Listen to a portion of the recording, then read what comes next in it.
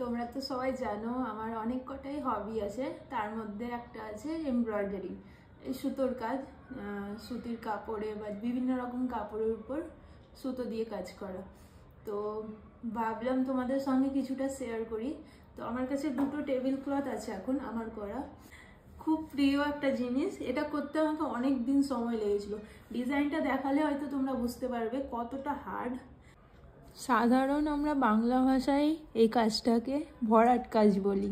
এই যে এরকম করে পুরোটাতেই বর্ডার বানানো আছে, পুরোটাই সুতোর কাজ।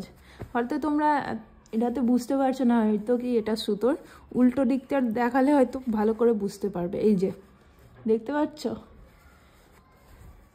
এগুলো সুতোর কাজ করা পুরো। এটা করতে আমাকে প্রায় 1 মাস লেগেছিল, মাঝখানটা। এটা তোমরা জানাও অবশ্যই কি কেমন লাগছে আমার কাজগুলো। এমব্রয়ডারিটা আমার পুরো শখের জিনিস। আমি হয়তো দিন মানে অনেক সময় পাই না, কিন্তু যেইটুকু সময় পাই আমি ভাবি কি একটু করি বসে। আমাকে খুব ভালো লাগে। মাল্টি কালার, একদম খুব সুন্দর জিনিসটা। এই যে পুরো টেবিল ক্লথটা, এটা এতটা বড়, আর চারিদিকে বর্ডার আছে, আর মাঝখানে একটা সার্কেল।